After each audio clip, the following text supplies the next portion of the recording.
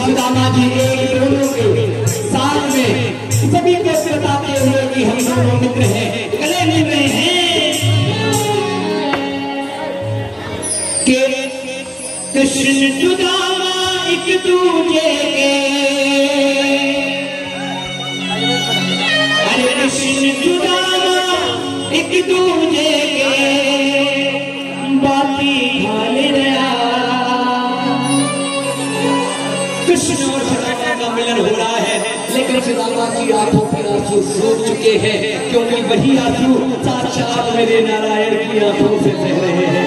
अरे कृष्ण सुदामा एक दूजे के बाती खाने रहा, और त्रिलोकी के नाथ हरि के आंसू छाल रहा।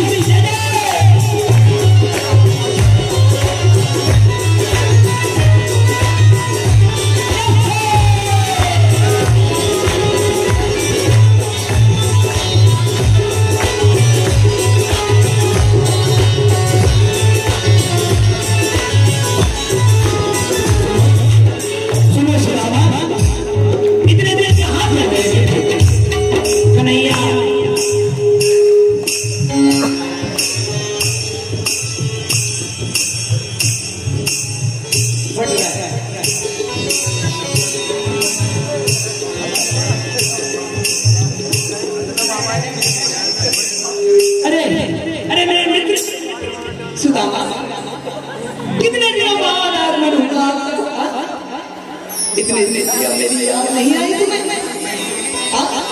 जब से बिल्कुल छोड़ा, जब से बिल्कुल छोड़ा तब से आप मुझसे मिलने ही नहीं आए। बताओ ऐसी भी क्या नाराजी थी?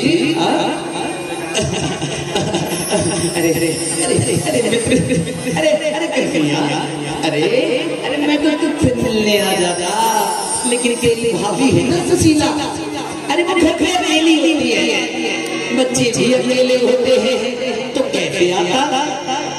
सुदामा जी अपना सारा दुख अपने मन में छुपा रहे हैं, कन्हैया को कुछ नहीं बता रहे हैं, और सुदामा जी हंसते हंसते कन्हैया में कहते हैं अरे अरे अरे मैं तो तुझसे मिलकर ही प्रसन्न हो गया, मैं तो तुझसे मिलकर ही मेरी आत्मा तृप्त हो गई। मेरे सुने मन में मैं कब कहता, मेरी नगरी में मैं कब तक कहता, कोई मेरी बात का विश्वास नहीं करता कि मेरा बचपन का काल सखा मेरा वो कन्हैया है।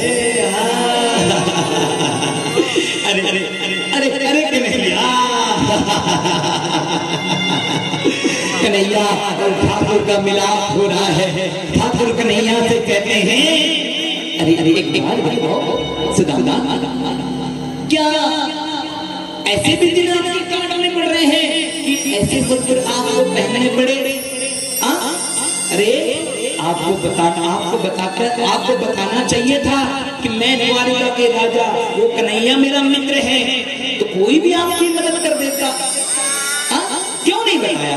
बताओ बताओ सुदामा, क्यों नहीं बताया आपने? अरे ठाकुर अरे मैं क्यों बताऊं? आप मुझे जानते हो क्या, ये बात है ना छोटी, लेकिन बताओ मैंने एक बार गांव में ये बात कही थी, पूरे नगर की वासियों ने मेरा बहुत मजाक उड़ाया था। कहते थे अरे वो तो द्वारिका का राजा है, वो तेरे जैसे निर्धन का दोस्त, तेरे जैसे निर्धन का मित्र कैसे हो सकता है? नहीं नहीं नहीं नहीं सुदामा, नहीं, वो सोने की कोई आवश्यकता नहीं। एक काम करो, आओ आओ मेरे साथ, आओ आओ मेरे मित्र, आओ जरा तालियां में ठाकुर सुदामा जी को अपने दरबार के कक्ष में ले जा रहे हैं, दरबार में ले जा रहे हैं और सुदामा जी से आग्रह कर रहे हैं, आओ सुदामा, सुदामा आओ आओ इस सिंहासन पर विराजो। अरे अरे क्या पाप में डालोगे मित्र? क्या मुझे पाप में डालोगे? अरे ये तो आपका सिंहासन है, ये तो साक्षात द्वारिका के राजा का सिंहासन है, मैं इस पर कैसे विराजमान हो सकता हूँ? अरे अरे नहीं मित्र सुदामा, अरे ये भी तो आपकी जगह है, जरा बैठो। नहीं नहीं नहीं मित्र, नहीं मैं नहीं बैठ सकता, नहीं मैं कैसे बैठूं? ये तो आपका आसन है, मैं इस पर कैसे विराजमान हो जाऊं? अरे छोड़ो सुदामा, कुछ भी बात करते हो। और यहाँ पर कन्हैया और सुदामा जी का वार्तालाप चल रहा है और सुदामा जी को कन्हैया ने पकड़कर अपने स्थान पर बिठा दिया। बिहारी लाल की के भगत बिना ये कुछ भी नहीं है, वो भगत बिना ये कुछ भी नहीं है, भगत है इनकी जान, भगत के वश में है भगवान, भगत के वश में है भगवान। यहाँ पर दोनों कृष्ण सुदामा का मिलन हो रहा है। राधा रुक्मण दूर खड़ी देख रही है कि अरे अरे स्वामी, अरे कहीं हमें भी तो मिलाओ आपके इस मान सत्ता से, कौन है ये जरा बताना। लेकिन यहाँ पर ठाकुर ने क्या किया, बराबर में अपने सुदामा बिठाए। रुक्मण आओ, हमारे घर मेरा मित्र आया है, आओ हम इसकी सेवा करें, हम इसकी चाकरी करें, मित्र का स्वागत करें। ठाकुर स्वागत कर रहे हैं, जरा आप भी स्वागत करें सुदामा जी का तालियों से। बराबर में अपने सुदामा बिठाए, चरण आंसुओं पे श्याम ने धुलाए, चरण आंसुओं से श्याम ने धुलाए। अरे अरे मित्र, इतनी दूर मुझसे मिलने आ गए, कम से कम पादुका तो पहन कर आते। आपकी बाहों में कितने छाले पड़ गए, कितना देखो कितना रक्त आपके पैर से निकल रहा है। मुझसे मिलने की इतनी कितनी उत्कंठा थी कि आप बिना पादुका पे चले आए।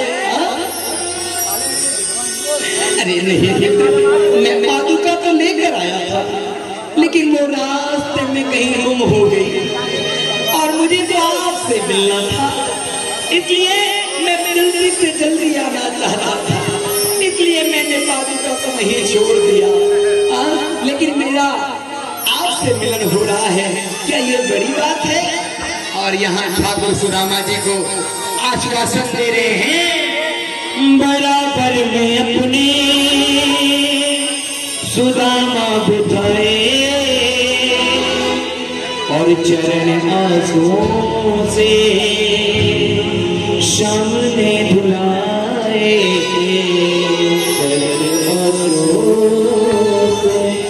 सुदामा जी को पटका पहनाया गया, माला पहनाई गई और विश्वास दे रहे हैं कन्हैया, न घबराओ प्यारे, जरा तुम सुदामा,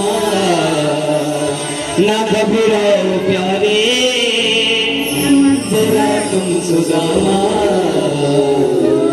खुशी का समा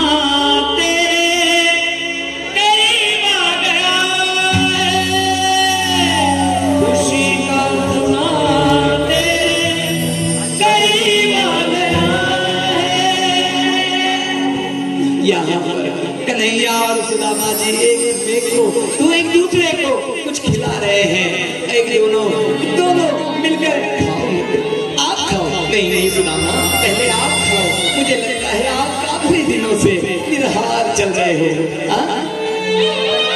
और सुदामा जी ने ठाकुर से हाथ जोड़कर एक बात कही, बोले कन्हैया यहाँ पर भी अपनी लीलाएं दिखा रहा है। और कन्हैया पे कहने लगे कि ठाकुर तेरे मास में तो एकादशी होए और मैं थारा बनकर देखिया मेरी अनंत एकादशी हो। अरे मैंने तो आपके नाम का सिमरन जब से शुरू किया तब से ही मुझे कष्ट होने लगे। अरे सुदामा कुछ भी कहते हो, मेरे नाम के सिमरन से तो शांति मिलती है, मेरे नाम के सिमरन से तो मोक्ष प्राप्त होता है। आप कहते हो आपको संकट आया, अब पता चला आपके जीवन में ये कष्ट क्यों हुए। सोचो, आपको कुछ याद है बचपन की वो बात जब हम गुरुवर की आज्ञा से लकड़ियां तोड़ने के लिए गए थे? हाँ हाँ मित्र, मैं उन बात को कैसे भूल सकता हूँ। अरे वहीं पर गुरुजी ने हमें कुछ खाने की चीजें प्रदान की थी और वो गलती से आप अपने साथ ले गए थे। और भारी वर्षा के कारण हम दोनों एक दूसरे पेड़ पर बैठे हैं। आप उस तक नहीं पहुंच पाए, मैं आप तक नहीं पहुंच पाया। आपको भूख लगी और आपने सारा वो ग्रहण किया। नहीं ठाकुर, मैंने आपको तो याद किया था उस समय, लेकिन इतनी वर्षा में मैं आपके पास कैसे पहुंच पाता, जरा बताओ तो। अच्छा चलो वो सब छोड़ो, एक बात बताओ,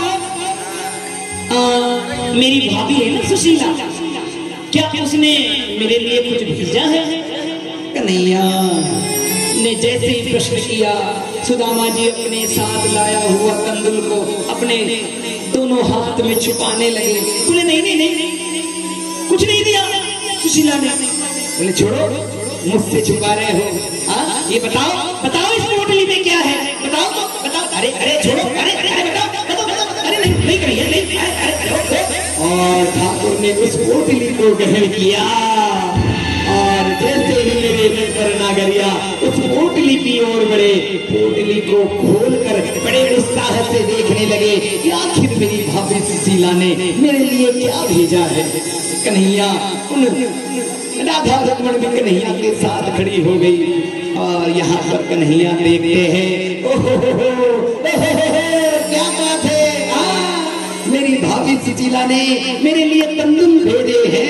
वाह वाह वाह वाह वाह, काफी दिन हो गए मित्र के घर भोजन किए हुए। मैं जब से राजा बना हूँ तब से मुझे कोई बुलाता नहीं है, कहता है बड़ा आदमी हो गया। आज बड़ी प्रसन्नता हुई है, आज साक्षात मेरे बाल सका के घर से मुझे कुछ भेंट आई है। देखो राधा राधा, देखो देखो रुक्मिणी, देखो देखो मेरी भाभी ने क्या भेजा है। अरे अरे देखो। और ठाकुर से रहा नहीं गया, ठाकुर ने तंदुल अपने हाथों में उठाए और एक मुट्ठी को ग्रहण किया। बोलिए गोपाल कृष्ण भगवान की। पहली मुट्ठी में ठाकुर सुदामा को पूरा पृथ्वीलोक प्रदान करने के लिए उस तंदुल को खाया और जैसे ही दूसरी मुट्ठी को खाने लगे, तीनों लोग सुदामा के नाम करने के लिए राधा जी ने हाथ पकड़ा। बोले रुको, क्या करते हो? अरे अरे वो तो हमारी भी कुछ लगेगी ना, जो सुदामा जी की पत्नी है, क्या हमारी भाभी नहीं हुई? उनकी भेजी हुई चीजें क्या हम उनकी भेंट क्या हम ग्रहण नहीं करेंगे? अच्छा आप भी ग्रहण करोगी राधा, आप भी ग्रहण करोगी रुक्मिणी। आओ आओ आओ आओ सुदामा जी आओ। और सुदामा जी को पास में बिठाते हैं ठाकुर और दोनों एक दूसरे से उस तंदुल को ग्रहण कर रहे हैं। और यहाँ पर साक्षात मेरे सुदामा ठाकुर के दर्शन कर रहे हैं। एक बार हाथ को उठाकर जयकार लगे, बोलिए श्री कृष्ण चंद्र भगवान की। बज राधे गोविंदा।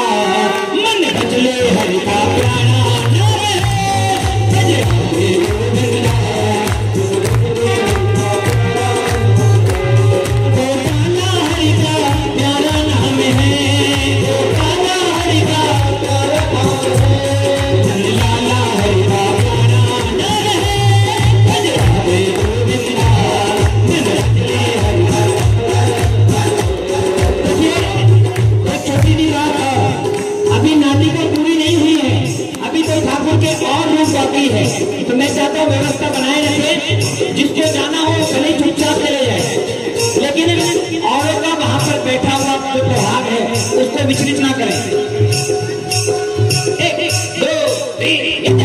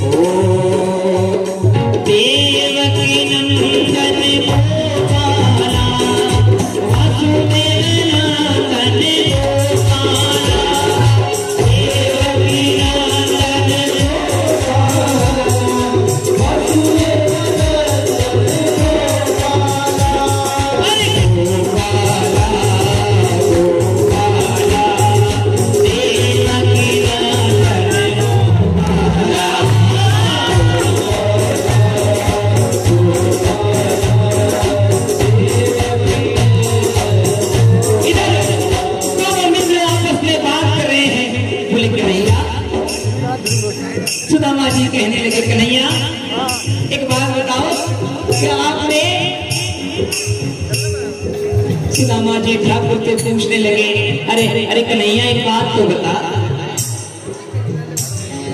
क्या अपनी भाभी सुशीला के भेजे हुए कंदुल आपको पसंद आए?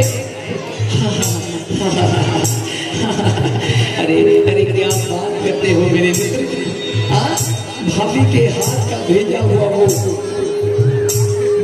भाभी के हाथ का भेजा हुआ वो जो तंदुल है, मैंने आज उस तंदुल को खाकर मोक्ष, मैंने आज उस तंदुल को खाकर ऐसा स्वाद कभी जिंदगी में किसी भोजन का नहीं लिया जो साक्षात मेरी भाभी सुशीला ने मेरे लिए भेजा। और यहाँ पर ठाकुर और सुदामा